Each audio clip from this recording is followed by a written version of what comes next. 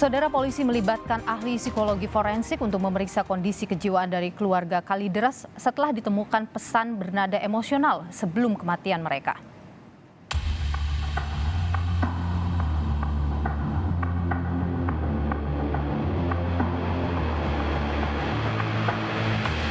Polisi mengungkap sejumlah temuan baru kejanggalan kematian satu keluarga di Kalideres yang ditemukan tewas mengering di rumahnya. Hasil pemeriksaan digital forensik ditemukan jika keluarga Kalideres sempat menjual barang-barang di rumahnya sebelum keempatnya meninggal dunia.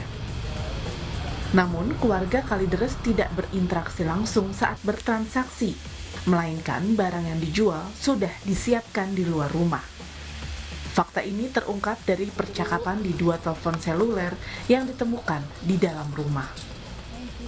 Bersangkutan ini kan sangat jarang berkomunikasi dengan pihak luar, ya sangat jarang, itu bisa terlihat dari headsetnya itu. Kita adakan penyelidikan melalui digital forensik. Lagi yang lain, oh ini dia menghubungi untuk jual barang segala macam. Sempat masuk atau tidak? Oh ternyata barangnya sudah disiapkan di luar, tinggal ngambil. Ya, jadi ini benar-benar rekan-rekan harus pahami interkolaborasi profesi ini. Kita scientific crime investigation. Sebelumnya terungkap dari 4 jenazah satu keluarga ini, Margareta Gunawan, istri dari Yogianto Gunawan, sudah meninggal dunia pada Mei lalu dari kesaksian salah satu pegawai koperasi simpan pinjam yang datang ke rumah mereka.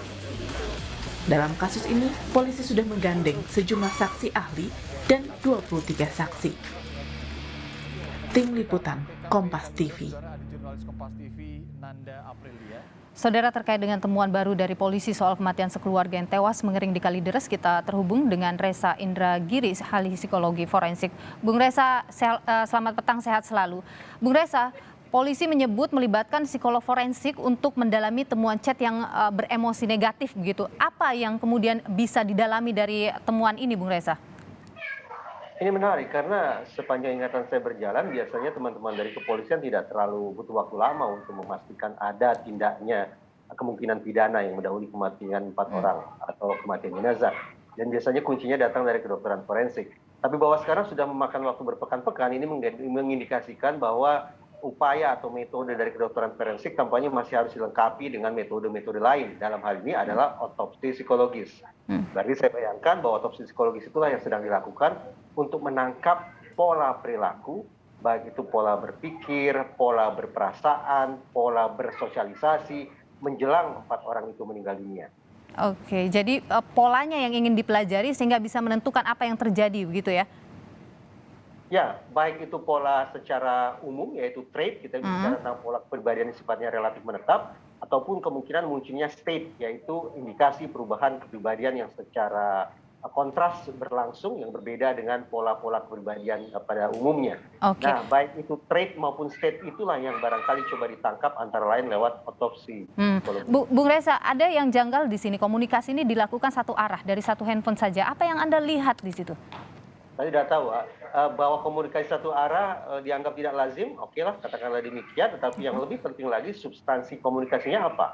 Karena dari situlah akan mudah-mudahan bisa dibaca suasana hati mereka atau sebagian dari mereka terkait dengan pola komunikasi yang disebut satu arah itu.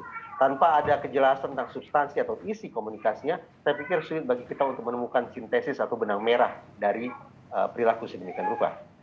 Kemudian ada juga begini, keluarga ini disebut sempat menjual barang, tapi dia menghindari transaksi langsung, jadi ditaruh saja begitu di depan barangnya. Anda melihat ada apa di situ, Bung Reza?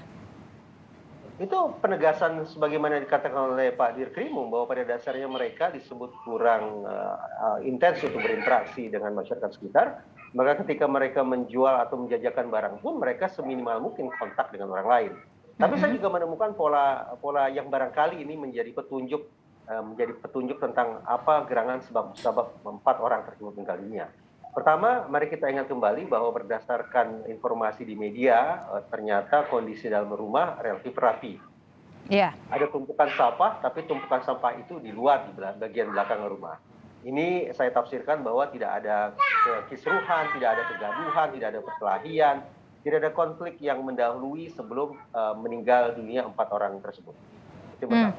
Oke, Kedua, dari pihak ya gimana Bung Reza? Oke, yang kedua dari pihak keluarga juga dikabarkan sudah meminta PLN untuk memutus aliran listrik. Jadi sebenarnya mereka tidak ingin ada utang piutang, ada bahaya korslet dan seterusnya. Dan yang ketiga dari posisi jenazah yang dikabarkan juga tidak bergelimpangan di sana sini, tapi berada di titik-titik tertentu dengan posisi yang relatif rapi. Semua itu mengindikasikan bahwa boleh jadi sebagian atau seluruh orang tersebut semasa hidup memang sudah berencana untuk rest in peace. Betul-betul mengakhiri hidup mereka dengan cara yang damai. Mempersiapkan diri untuk sampai pada titik ini, begitu ya Bung Reza ya? Saya bayangkan demikian. Terlebih juga ada anggota keluarga yang mengatakan bahwa mereka ingin menjemput jenazah lalu mengkremasi. Nah, saya bisa saja keliru, tapi sepemahaman saya di masyarakat atau di keyakinan yang mempraktekkan kremasi, kematian adalah sebuah proses transisi dari satu kehidupan ke format kehidupan lain. Barangkali ada pihak yang merasa bahwa dalam format kehidupannya saat ini tidak begitu bisa berdharma, lalu memutuskan untuk mengakhiri hidupnya dengan harapan di format kehidupan yang baru akan bisa melakukan dharma lebih baik lagi. Oke, Bu Reza, ini juga hal yang aneh di sini ya. Jadi ada salah satu saksi bercerita bahwa ia sudah menemukan salah satu jenazah itu dari sejak bulan Mei. Tapi kemudian keluarga yang masih hidup ini melarang untuk menceritakannya kepada orang lain dan bilang juga akan tetap merawatnya. Ini perilaku yang seperti ini apa yang terbaca, apa yang terjadi dengan mereka, Bung Reza? Apakah di situ ada indikasi abnormalitas psikologis tertentu? Entah itu halusinasi dan sejenisnya, itu juga menjadi hal penting yang perlu dijawab lewat otopsi psikologis. Ataukah itu juga merupakan bentuk penghormatan terhadap jenazah yang tadi saya katakan ini hanya sebuah proses transisi dari satu format kehidupan ke format kehidupan lain. Jadi kematian tidak dianggap sebagai sesuatu yang katakanlah memunculkan kegaduhan, yang memunculkan kekisruhan dan seterusnya. Itu juga yang menjadi persoalan yang sekali lagi mudah-mudahan bisa ditemukan jawabannya lewat otopsi psikologis. Dan memang butuh waktu yang begitu lama untuk kemudian bisa menyimpulkan apa yang terjadi kepada 4 orang ini. Otopsi psikologis jelas tak lain tak bukan adalah mengandalkan data sekunder. Karena 4 orang sudah meninggal dunia, praktis data primer sangat sulit untuk didapat. Yang bisa diperoleh adalah data sekunder, baik itu komunikasi elektronik atau mungkin informasi dari tetangga, dari keluarga, catatan harian, atau bahkan catatan terakhir sebelum mereka mengakhiri hidup misalnya, itulah data-data sekunder yang harus didapat. Nah persoalannya, semakin sedikit data sekunder yang bisa diperoleh, maka semakin sulit pula gambaran atau potret atau profil psikologis mereka akan bisa ditangkap. Dengan ada banyaknya informasi baru yang didapatkan oleh polisi, ada temuan terbaru, ada chat yang ditemukan oleh polisi. Ini bisa menjadi titik terang menurut Anda, Bung Reza. Ada sesuatu yang bisa dikuak oleh polisi dari sana yang merujuk kepada motif penyebab sampai 4 orang ini tewas tanpa diketahui oleh siapapun. Kecuali ada pesan, ada kalimat yang secara eksplisit menyebut tentang sebab musabab 4 orang itu meninggal dunia, maka praktis otopsi psikologis berhasil. Tetapi ketika seluruh data yang diperoleh sebatas memberikan petunjuk atau indikasi, maka menurut saya ini belum sungguh-sungguh mencapai titik yang definitif tentang penyebab mereka meninggal dunia. Apakah akibat perbuatan pidana atau bukan akibat perbuatan pidana. Oleh karena itu, menurut saya justru otoritas yang memegang peranan paling vital adalah kedokteran forensik.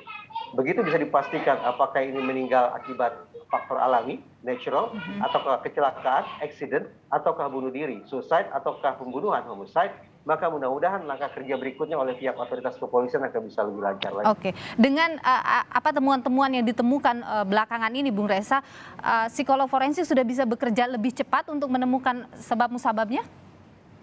Tentu saja harapan saya demikian. Pada prinsipnya adalah sekali lagi, semakin banyak data sekunder yang bisa diperoleh, mudah-mudahan akan semakin kuat pula sintesis atau benang merah yang disimpulkan oleh teman-teman dari psikologi forensik.